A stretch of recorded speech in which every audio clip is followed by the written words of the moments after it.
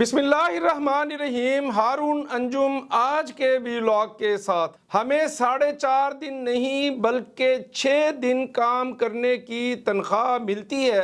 Supreme court of Pakistan کے chief justice قاضی فائز عیسیٰ کی جانب سے جسٹس اعجاز الاحسن کو ان کے الزامات کے جواب میں لکھے گئے خط کا منہ توڑ جواب۔ قاضی فائز عیسیٰ کہتے ہیں کہ ڈیئر سر، آپ نے الزام لگایا ہے کہ بینچز کی تشکیل کے لیے آپ سے مشاورت نہیں کی گئی۔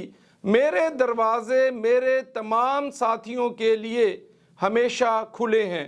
میں انٹرکام اور سیل فون کے ذریعے بھی دستیاب ہوں، لیکن حیرت کی بات یہ ہے کہ آپ نہ تو مجھ سے بات کرنے آئے، نہ ہی انٹرکام یا سیل فون کے ذریعے اپنے خدشات کا اظہار کرنے کے لیے مجھ سے رابطہ کیا۔ آپ کا خط موصول ہوتے ہی میں نے آپ کو انٹرکام پر کال کی جو موصول نہ کی گئی، اور اس کے بعد میں نے اپنے عملے کو آپ کے دفتر سے رابطہ کرنے کا کہا، لیکن معلوم ہوا کہ آپ جمعے کی دوپہر کے اوائل میں مقررہ وقت سے پہلے ہی لاہور روانہ ہو گئے تھے۔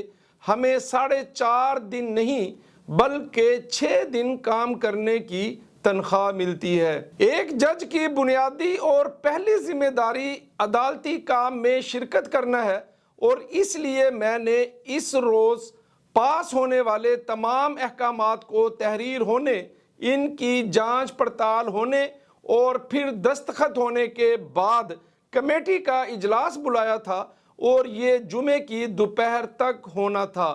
آپ کی درخواست مانتے ہوئے کمیٹی کی میٹنگز کے لیے جمعرات کا دن مقرر کر دیا گیا، جو کہ میں اب سمجھتا ہوں کہ شاید ایک غلطی تھی۔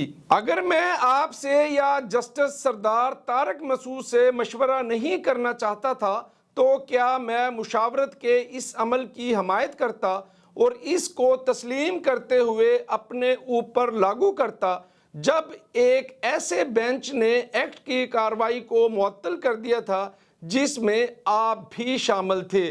میں آپ کو اپنا وہ پہلا حکم نامہ یاد دلاتا چلوں جو میں نے 18 ستمبر 2023 کو چیف جسٹس آف پاکستان کے عہدے کی ذمہ داری سنبھالنے کے بعد دستخط کیا تھا۔ چیف جسٹس سپریم کورٹ میں چیلنج کیے گئے پریکٹس اینڈ پروسیجر ایکٹ 2023 کے پیش نظر، چونکہ یہ معاملہ زیر سماعت ہے، اپنے 2 سینئر ساتھیوں یعنی جسٹس سردار طارق مسعود اور جسٹس اعجاز الاحسن کے ساتھ بینچز کی تشکیل اور مقدمات کے تعین کے حوالے سے مشاورت کریں گے، جس پر دونوں نے اتفاق کیا ہے۔ اور اگر میں ان فیصلوں کی پابندی نہیں کرنا چاہتا تھا جو ہم نے کمیٹی کی میٹنگز میں طے کیے تھے، تو کیا میں اس کی ورکنگ یا اس کے فیصلوں کو منٹ کرتا اور پھر انہیں سپریم کورٹ کی ویب سائٹ پر